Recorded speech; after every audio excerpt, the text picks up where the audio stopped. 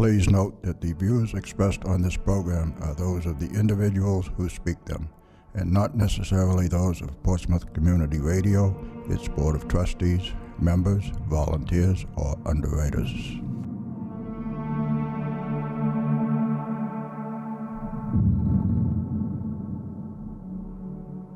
Good evening and welcome to Spirit Radio.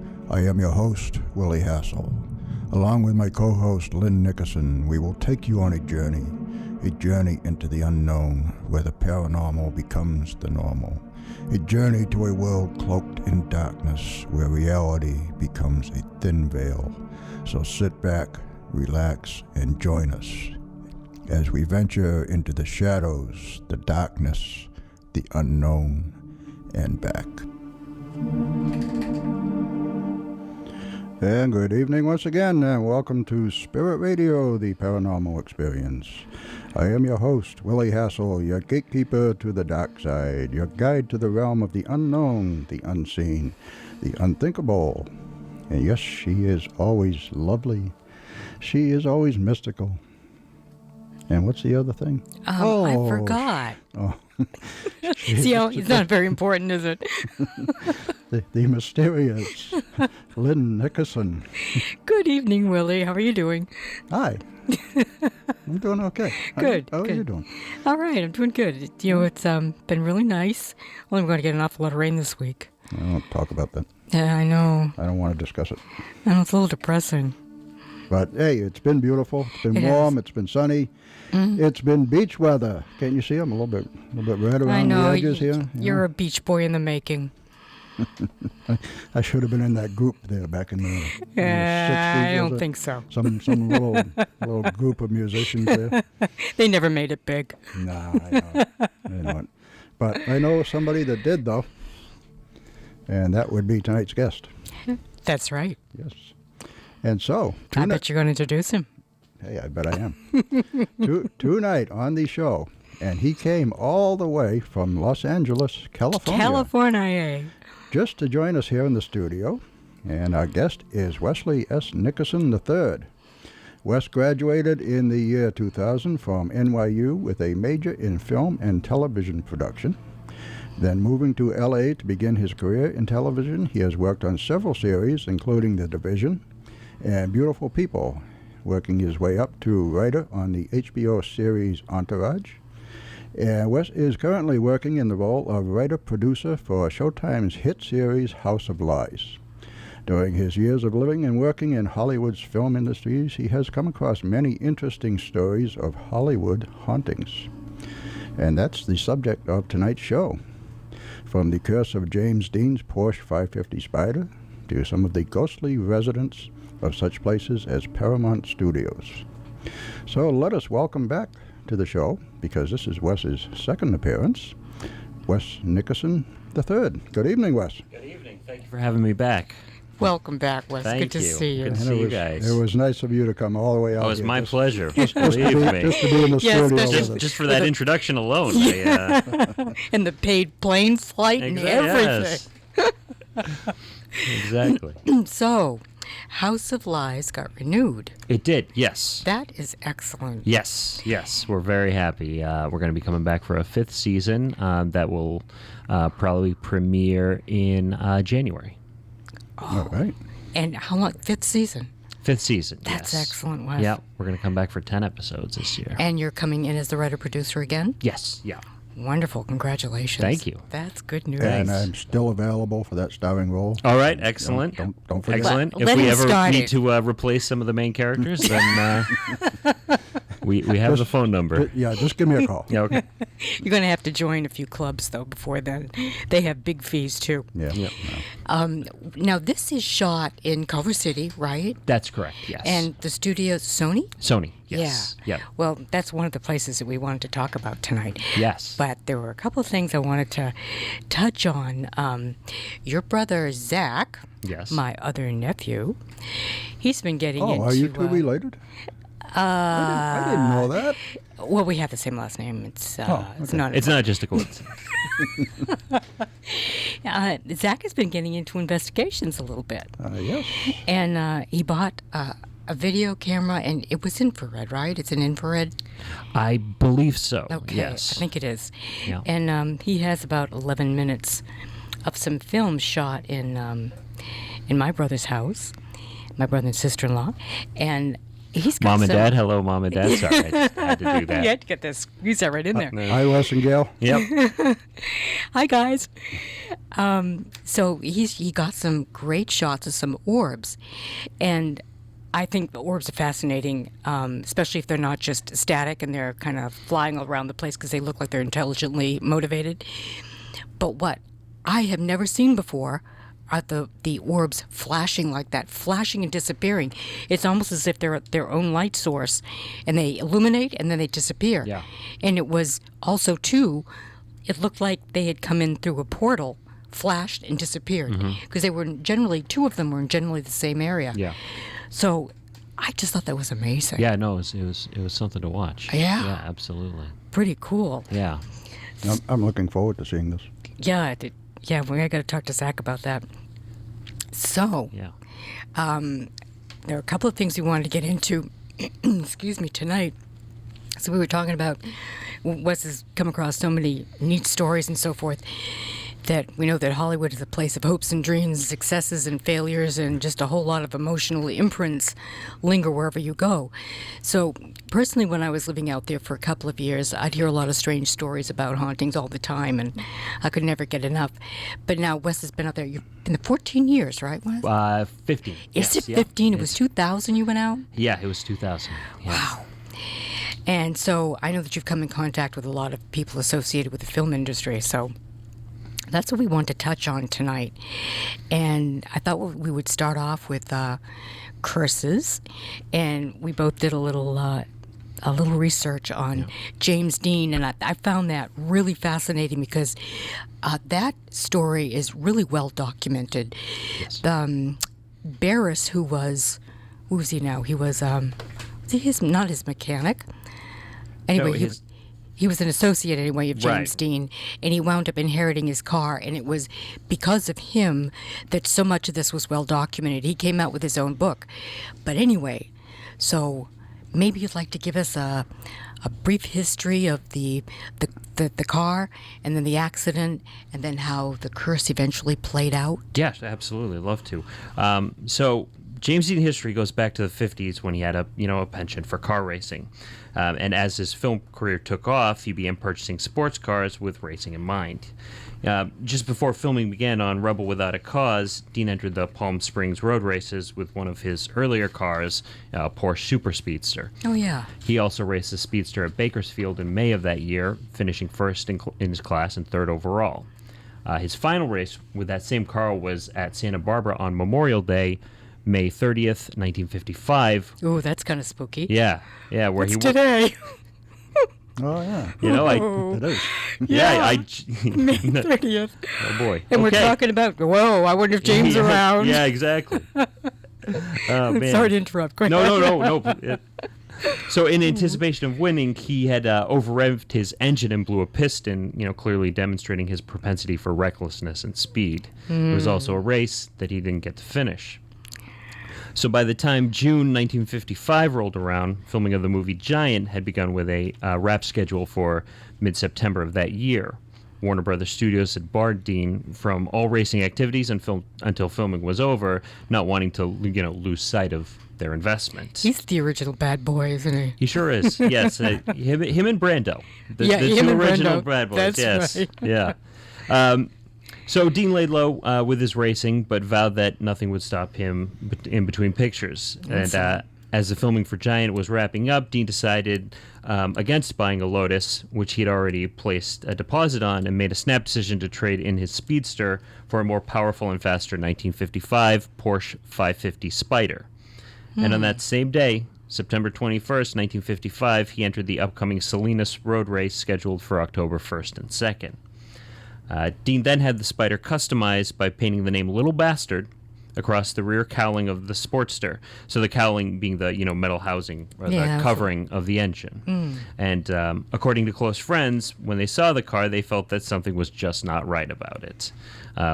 The car looked pretty all right to me. It's a good-looking car. Did look pretty good. Yeah. But then again, how sensitive are you? Yeah, exactly. A nice car is a nice car. Yeah, That's right. So, days before the race was to begin, Dean met with British actor Alec Guinness outside the Villa Capri restaurant in Hollywood, and he asked Alec to take a look at his brand new Porsche Spider.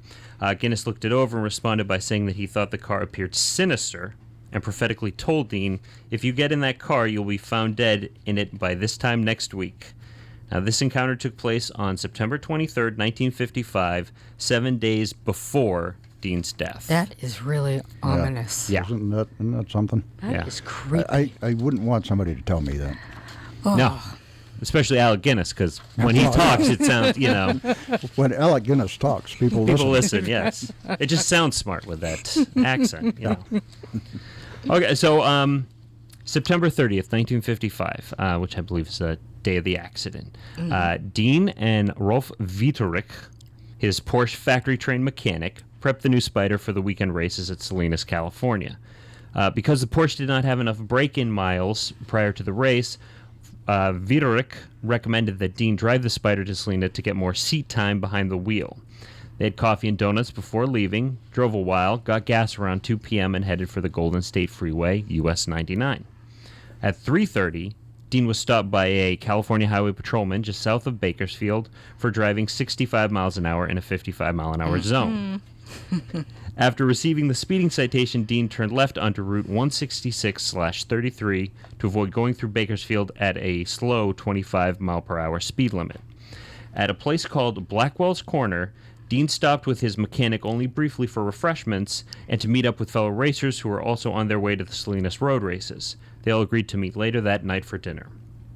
Now, at approximately 5:45 p.m., a black and white 1950 Ford Tudor, not two-door, Tudor coupe, driven at high speed, was headed east on Route 466. Its driver, 23-year-old college student Donald Turnipseed. That's a heck of a name. Not making that up. That's the name, Turnipseed. Made a left turn onto Route 41.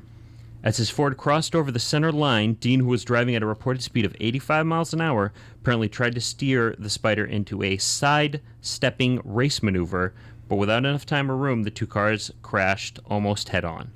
The Spider flipped up into the air and landed back on its wheels in a gully northwest of the junction.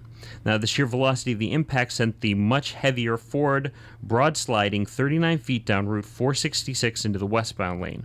Rolf, the mechanic, was thrown from the vehicle, receiving serious injuries, but he lived. Dean, however, had to be extricated from the Spider and died en route to the hospital of a broken neck and internal injuries. That's sad, but he's going so darn fast. Yeah, well... I mean, he loves speed, but why didn't he keep it to the raceway? But, what was kind of funny, I noticed, was shortly before this happened, he was announcing that, I'm done with this reckless driving and speeding, and he actually did a... That's right, like a PSA, a public service announcement. He appeared in a car safety television spot admonishing young people not to speed, because the life you might save might be mine. He was supposed to say might be your own, but he did. I did read that, too. He said, life you save might be mine. Might be mine. He just ad-libbed that's probably just what he meant, Yeah. And that's exactly what happened. Creepy. So how did the curse come about, Wes? How did that all get started? Do you know? Well, I did a little research and pulled together some information from Wikipedia, as well as a book by Stacey Graham titled Haunted Stuff, Demonic Dolls, Screaming Skulls, and Other Creepy Collectibles. Oh, yeah. I was able to put together a list of facts to support the legend and how the curse developed. It was written. It's written that George Barris, who we talked about earlier, the painting. Oh, that's right. He was a customizer. Right. Yes, exactly. Yeah. He was the one who had painted Little Bastard on the rear of Dean's Sportster, said that he was the first to purchase the wreck. From here, the mishaps began. Some of these incidents included, while being transported to the Barris's garage, the car slipped off its trailer and broke his mechanic's leg. Over the years, Barris wrote a book on the series of accidents that mysteriously occurred from 56 to 60, which resulted in serious injuries and even death connected to the car. Barris kept the car for some time, later selling the drive shaft to a Dr. William F. Estrich of Burbank, California. and the engine he sold to Troy McHenry, both of whom were race car drivers. At the Pomona Sports Car Races event on October 21st, 1956, less than a month from the day of Dean's fatal crash, McHenry was killed after his car took a curve too fast and hit a tree, while Eshrick's car rolled over while going into a curve, saying that the car locked up on him. Boy, that's creepy. It's very creepy. It is. And I found another one, too. It was claimed that 2 of the tires off the car were also sold to another race driver. Oh, I hadn't heard that. Who was killed when both of the tires blew simultaneously. Oh, wow. So there's Really? three different parts from the yeah. car that were associated with other deaths in racing. Wow. And do you know in the timeline when that occurred? No, I didn't. It didn't say anything about the time. Oh, that is amazing. Just that another race car got 2 of the tires. Wow. Oh my gosh. Wow. And and adding on to that, the remains of the Sportster were kept in storage, and at one point some thieves attempted to steal parts from it, and one of the youth's arm was ripped open on the jutting metal as he tried to remove the steering wheel. Oh my gosh. In addition to that, the garage where the wreckage was stored went up in flame one night, destroying everything but the car itself. That's beyond regular odds. Isn't Yeah, so that that's- strange? Yeah. Yeah. Everything but the car. Yeah. And also, later while on a safety display at Sacramento High School, the car slipped from its perch, resulting in a broken hip to one of the students. Oh my gosh. Even when this vehicle was being transported from one traffic safety display to another, there were mishaps. On one occasion, the transport truck carrying the Sportster lost control. The driver of the truck was thrown from the vehicle, and the little bastard broke free of its constraints, then rolled over the poor truck driver, crushing him. The little bastard was to break free of its moorings 2 times more during transport before it was retired. That's amazing. During its last public appearance, an exhibit for the California Highway Patrol in 1959, the wreckage collapsed into pieces. For its last trip, all the remaining parts and pieces of the little bastard were loaded onto a boxcar in Florida to travel to its final resting place in Los Angeles. On the way, it had one last surprise in store. Once the train arrived in L.A., Barris was there to meet it. He removed the seal from the boxcar and opened the heavy doors to find nothing at all. The little bastard had vanished. Serial numbers of various remaining parts had been cataloged over time, but nothing of the Porsche Spider had ever surfaced. Now, what do you think happened to the Spider? Now, I know, wonder. it just disappeared. Yeah, if for anybody that doesn't know the seals, that means that the doors couldn't have been opened on the boxcar supposedly, without breaking the seals. Without breaking the seals, and Barris broke the seals. But I did see another thing that there is supposedly one single piece of the little bastard residing at the Historic Auto Attractions Museum in Illinois. And what's the piece? No. It didn't say. Just one single piece. But then the other account said that there's nothing surviving of it, right? Yes, right, yeah. But so, who knows? If there is one piece actually remaining somewhere. Could very well be. Could be, might not. have been but sold the off to legitimacy of somebody. it, sounds like a big question mark. Whoa. But that's cool. So doesn't it make you wonder, though? Maybe Barris was. I don't know. He first of all, he was unscathed, and he was making money off this. Right. So I'm wondering. I wonder if he was implicated in the vanishing of the little bastard. I mean, it would kind of it kind of stand makes you to wonder. make sense. Yeah. But There's then again, no more money to be made, so why don't I get rid of it somewhere? Yeah, I don't know. Although it's awfully hard to explain all of the mysterious mishaps that ensued. Yeah. I mean, a lot of deaths and. Yeah. Boy, that's strange. Very strange. Well, it would be my opinion that there's a curse on the little bastard. I think it's too much to just to write it off as I think the coincidence. little bastard did have a curse, but nobody really knows what was the cause of the curse, though. Is that right? I believe, as far as I know, nobody really knows, Yeah, it's just... It just seems sinister from the very beginning. Mm-hmm. And that was after a little bastard had been painted on the back end of it. Yeah. Maybe it just had a grudge about its name. I think that might be a possibility. Could be. Might have been it, yeah. Maybe it was artificial intelligence, just an early occasion. Yep. There's something to think about. Okay. I'm going to ponder that one during the Seeking bottom of the revenge. Whoa. Did you have Oh, we were going to talk about movie curses, too. Yeah. And, well, did we kind of wrap up the little bastard? Yeah, I think we put our stamp of approval on yes, that. I think the jury is in on that one. Yes. I'm glad this show is after 9 o'clock. Now, regarding movie curses, I did a little research on my own since Ghost and Curses is the subject of the show tonight, and I came across several stories of haunted movie sets and the strange events or even the deaths that are associated with some of these pictures, either during filming or after their release. And let me see, movies like The Omen, the Superman series, Poltergeist, and The Exorcist, they all have a string of negativity or death connected to them. And sometimes it just seems that some of these deaths linger long after the movies have wrapped. Of course, we're not going to have enough time to cover them all, but what I did is I kind of singled out Poltergeist to talk about tonight. So many strange things have happened with that movie set. Had you looked into that much? Yeah, I definitely heard of, Yeah. Some seeming much more legitimate than others. Yeah. I think like one of them tied in was the older woman who was in it. Zelda, I'll think of her name here. Yeah. I've got her in here. Gillian Beck, is that the one? No. No, it's Zelda Rubinstein. yes. I Okay. think yes. And what was odd about her, now she was the short little psychic, the lady with the glasses in the movie. And while they were filming her, a whole bunch of shots came out with light in the photographs. And it happened to be at the moment that she later found out that her mother had passed. Right. So that was kind of strange. Yeah. And let me see what else happened.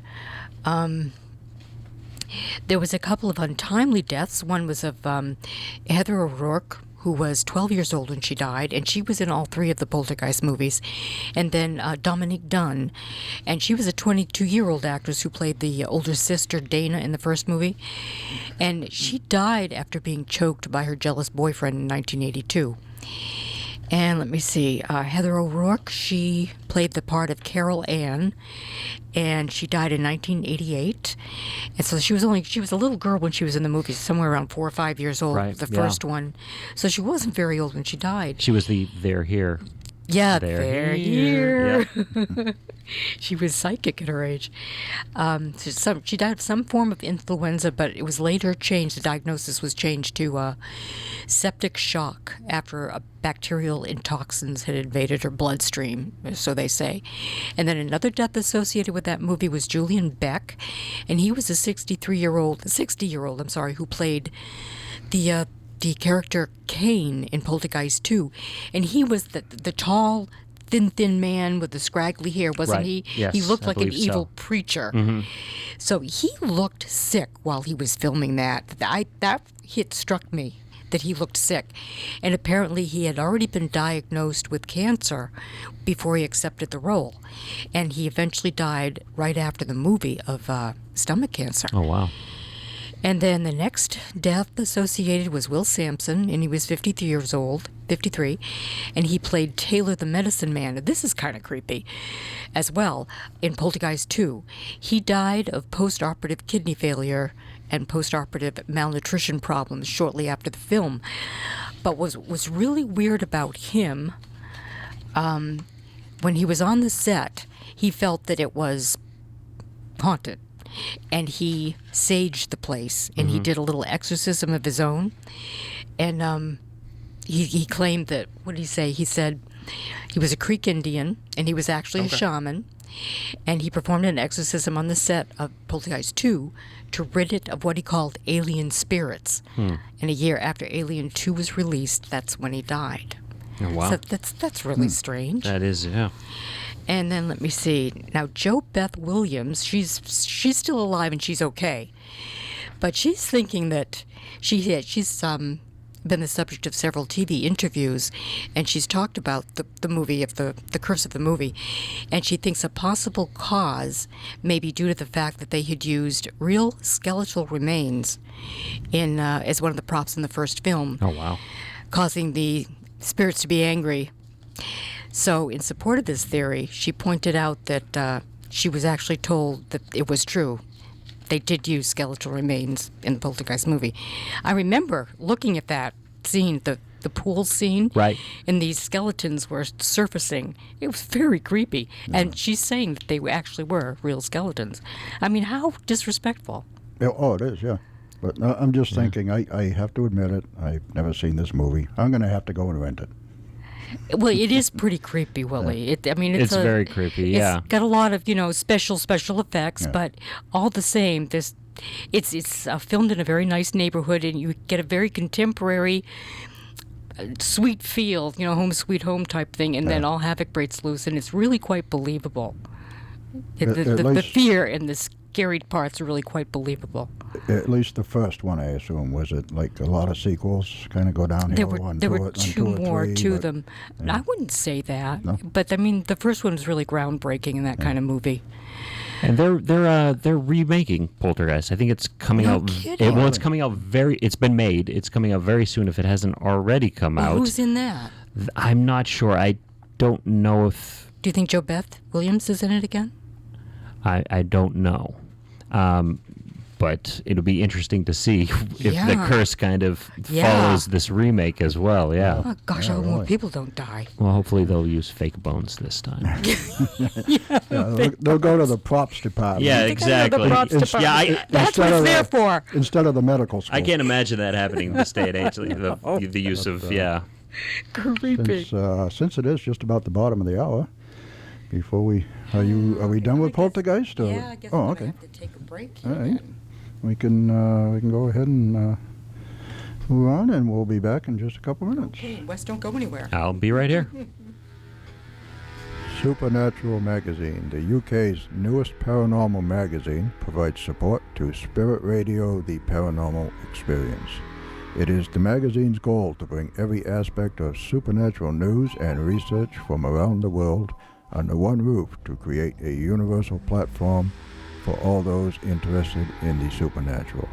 More information is available at supernaturalmagazine.com.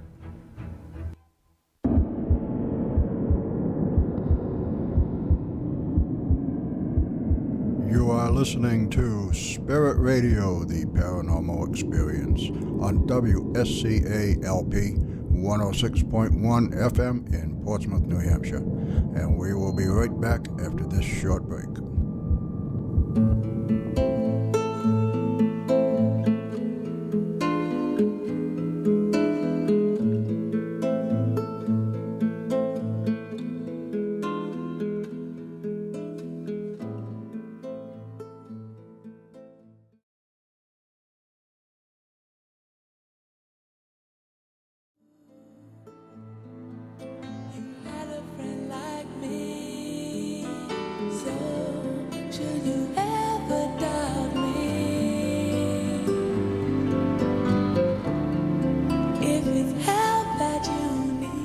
You are tuned to Spirit Radio, the paranormal experience, on WSCA 106.1 in Portsmouth's West End.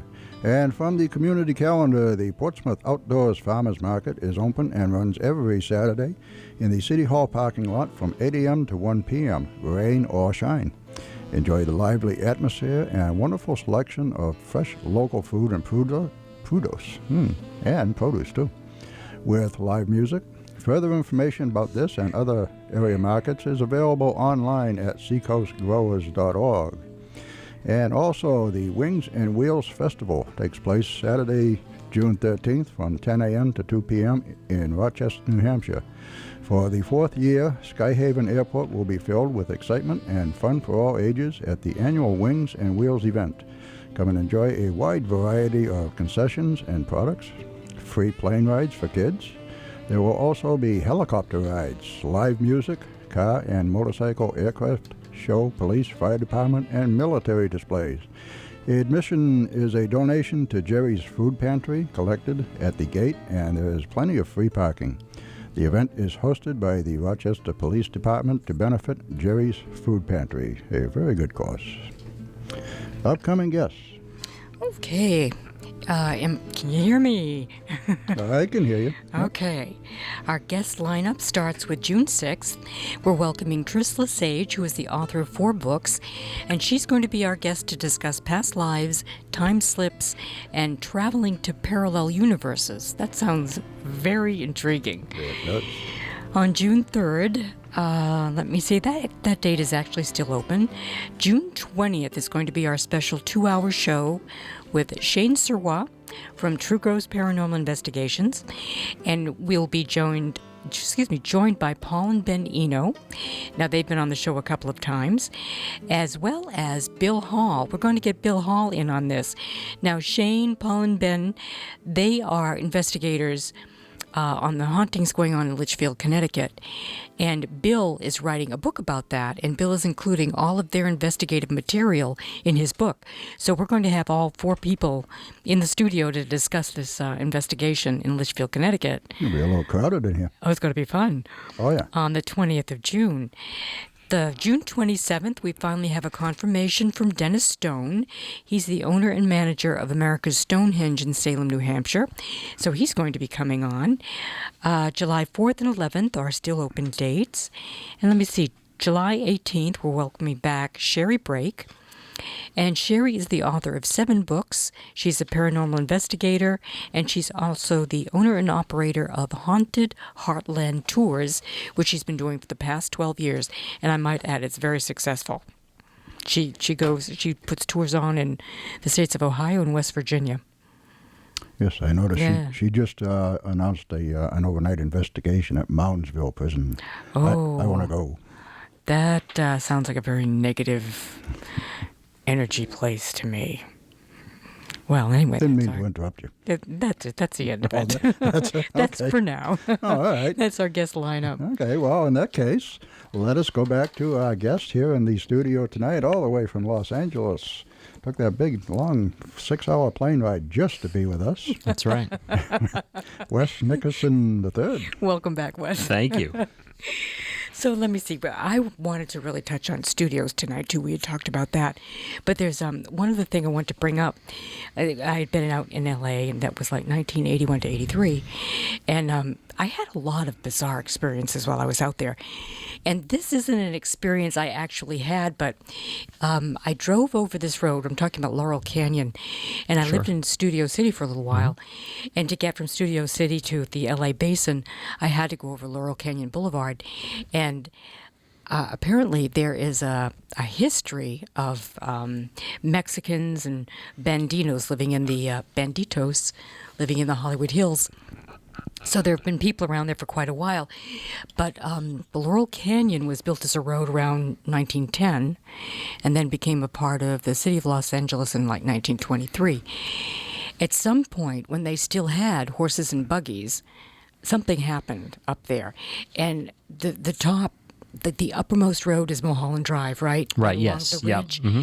So just before you approach the ridge, excuse me, there is another cross section, an intersection with Lookout Mountain Drive and Laurel Canyon, and people have spotted a carriage being pulled by ghostly white horses that are seen to dart out into Laurel Canyon, and they cause accidents. That's how real the apparitions are. Wow. And I'm sorry to say I've never seen that, but I thought that was really intriguing.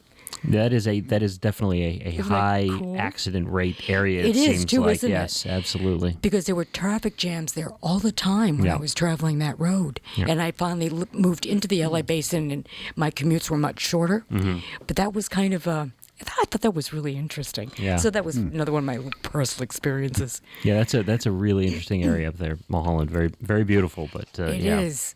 What's there was a TV series out about Mulholland Drive, and a lot of strange things happen. Sort of almost a TV film noir atmosphere.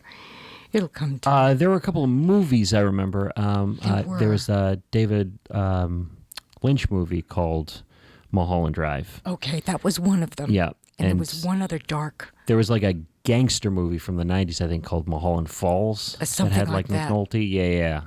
Yeah, an ominous area. Yeah. So another place that I got to go on, and I know Wes has been on many times, is Paramount Studios, Sure. the lot there. And I think I must have visited all the major studios, but I really like Paramount. And it's located on Melrose Ave. But what I wasn't aware of at the time when I was out there is that there is a cemetery that is directly adjacent to the studio, somewhere touching the property of the studios. Had you ever heard of that, Wes? Oh yeah, sure, yeah. It's very well known. I mean, they do a movie screening in the cemetery, like during the summers, I think, and That is it's very cool. popular. The place used to be called Hollywood Memorial Park Cemetery, but now it is called the Hollywood Forever Cemetery. Yeah, that's right. Yeah. Yeah, and they say that spirits from the cemetery walk through the walls and into Paramount. That is really creepy. Whoa. Right? Well, have you heard anything about these tales? Well, I've heard about a couple of tales, although they're difficult to prove. Yeah, haven't they been usually are. Yeah, exactly. But I've heard of them through some people I've come in contact with. There's a section of the studio called the costume department, where the costumes are kept and they're restored and made. There are rows and rows of clothes hanging from each of these racks in a very large room, and for many years, the costume department was under the direction of Edith Head, very famous, one of the most significant costume designers in film history. I think she did I've heard of her. Yeah, like all of Alfred Hitchcock's. I mean, like during the studio system, she was She the was person. the Yeah. person, yeah. She won 8 Academy Awards for Best Costume Design. amazing. And she worked at Paramount for 43 plus years. Wow. About 5 years ago, Scott Michaels of Dearly Departed Tours in LA conducted a minor investigation while he was alone in the costume department, asking if Edith Head was there. And on playback, he received an EVP that replied yes, Really? which, granted, is not an absolute proof that that she was the one who said that, but it's certainly an indication that someone was there. Yeah. I mean, it would make sense, though, that Edith would still be hanging around all those years she spent at Paramount. Designing was obviously her main passion. Yeah, it probably was her. Yeah. Yeah, well, they say a lot of times that's why spirits hang around in a place is because they loved the place or what they Yeah, were doing there. Loved so. the place and their work. Yep. Also, too, I did some research, and there were like 3 stages there at Paramount that are haunted. 2 of them, stage 31 and 32, and the other one is stage 19. And some of the stories I've read regarding the hauntings are attributed to the stars from the Hollywood Forever Cemetery, which is right next door. Right. And sometimes it would almost appear that they prefer spending time walking the sound stages and scaring the hell out of the security guards. Now, the most common locations for the ghost sightings seem to be these 2 stages. And let me see. Excuse me. TV crews have witnessed apparent apparitions of people dressed in the 30s and 40s, clothing from the 30s and 40s, and many of the reports from the security guards, and they enter this information in their official reports. They see people disappearing into thin air, as well as the doors opening and closing, and there's nobody behind them.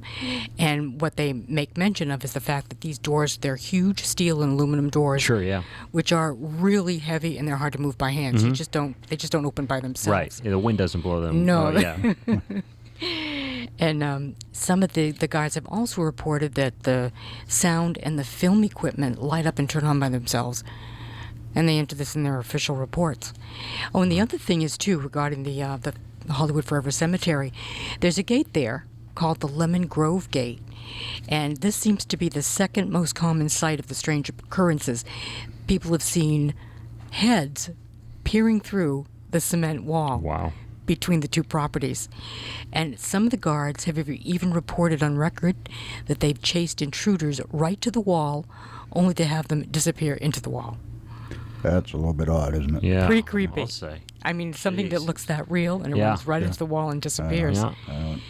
And one other common sighting is a spook in this area of a man who appears in an all-white costume, and he's believed to be Valentino because he is buried in that cemetery there. And he's dressed in the same costume that he wore in the movie The Sheik. Now we're talking the silent movies. Right, sure.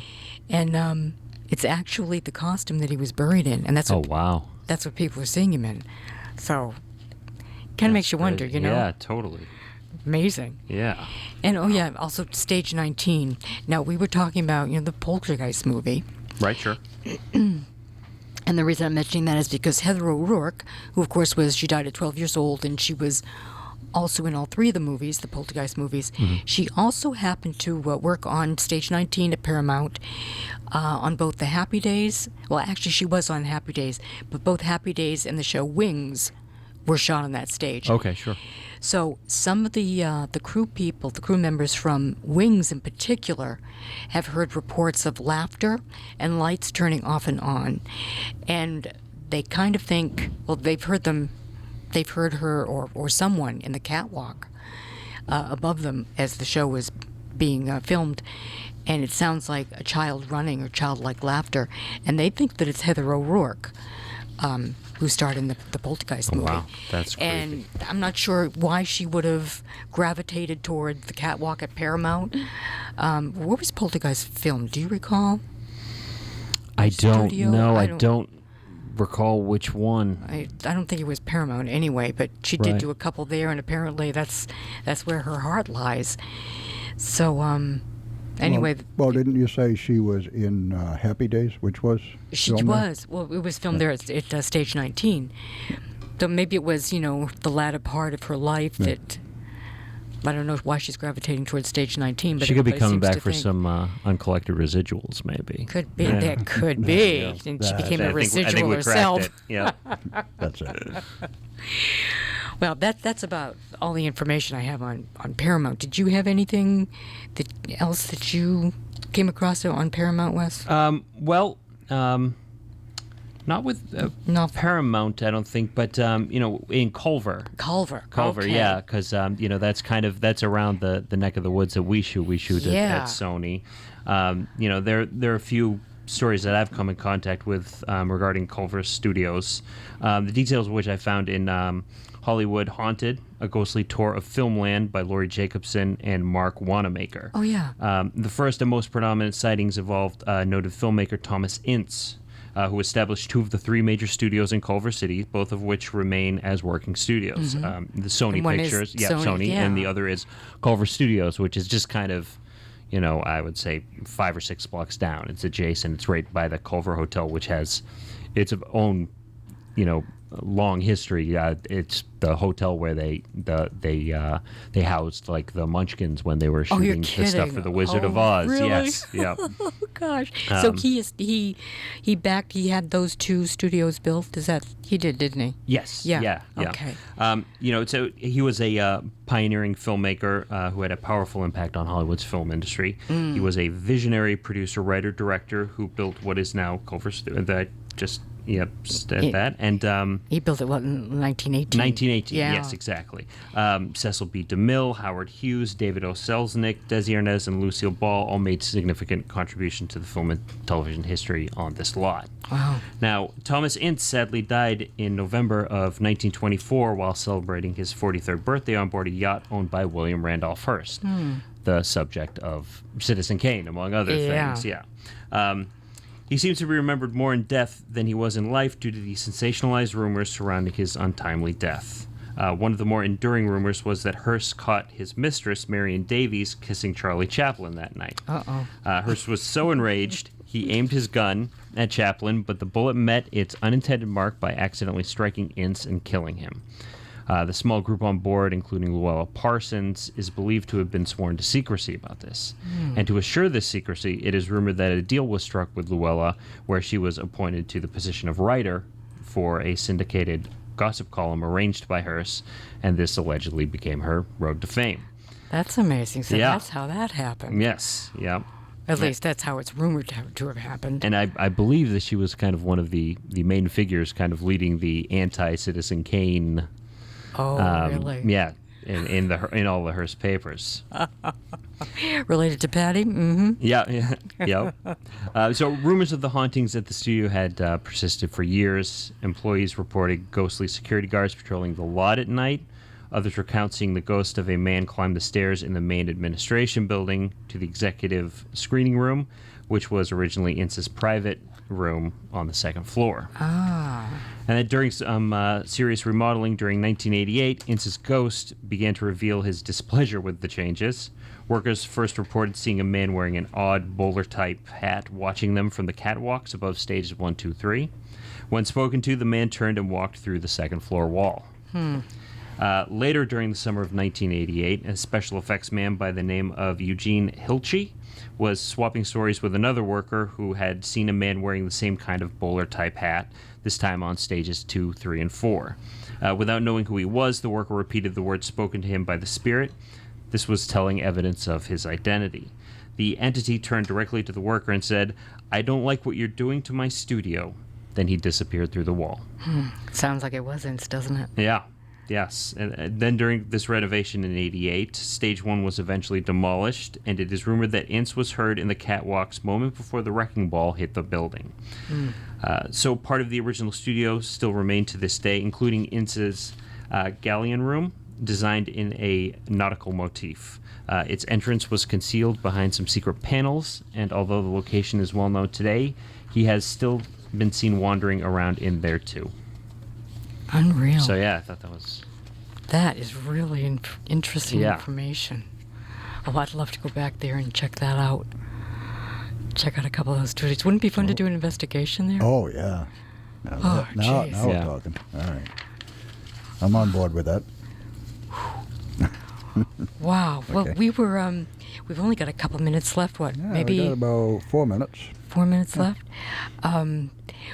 Willie and I had both done a little research on a couple of the residences, and one of them was, have you ever looked into the story of Ricky Nelson and Tracy, his daughter? No, I'm not familiar with that story.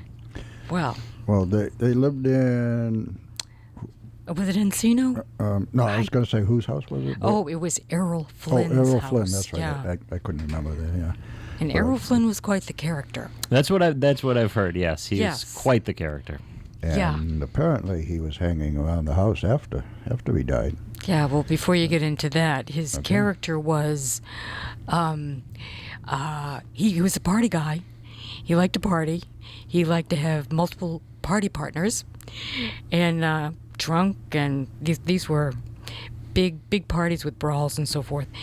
So he said that he had built that house as a playhouse. Oh, jeez. Complete with peepholes in some of the Oh, rooms. wow. Yeah, it's kind of a strange guy. So he was also purportedly involved in some negative stuff like black magic type stuff. So not knowing any more details than that, I won't say any more. But he was quite a character. So Yeah, go He was a ahead. character. I was just the story of Tracy Nelson, Rick's daughter.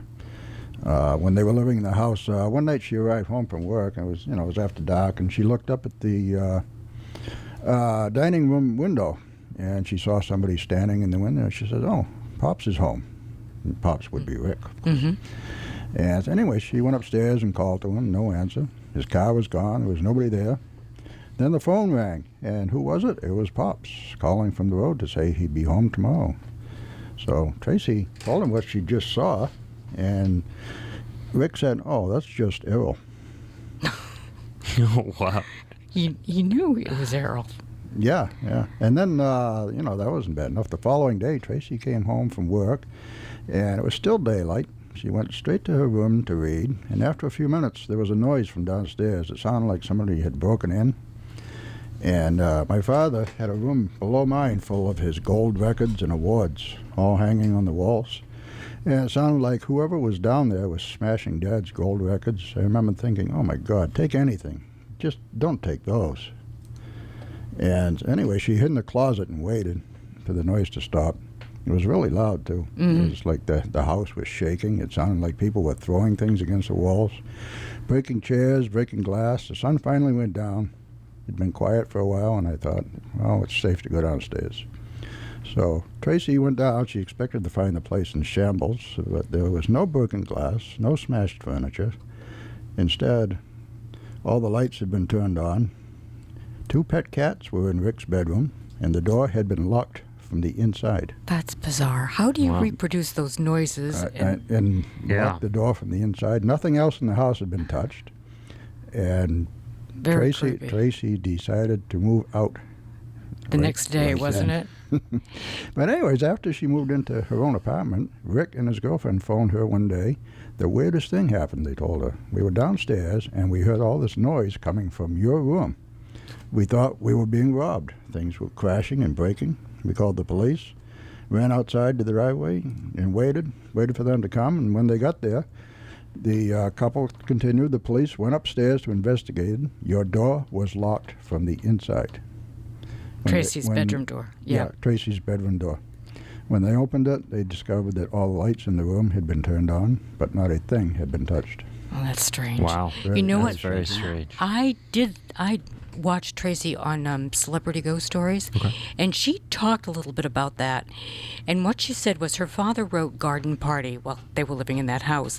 And he started developing or exhibiting stranger and stranger behavior. He seemed just obsessed, and he was going to get back on the road again with his song, so we thought. And he did go on the road, and she was home around Christmas time by herself, and she came down the stairs, and she saw Flynn at the bottom of the stairs leaning on the banister, and she was very startled, and he held up his hand with like a cocktail in his left hand, and he says, Happy New Year, and then he disappeared in front of her. Well, the sad part is Ricky Nelson died on New Year's Day. Oh, wow. So he was just, mocking her. Yeah. Oh. Wow, that's great. Well, on that note, you know what time it is? I know it. The end of another exciting show.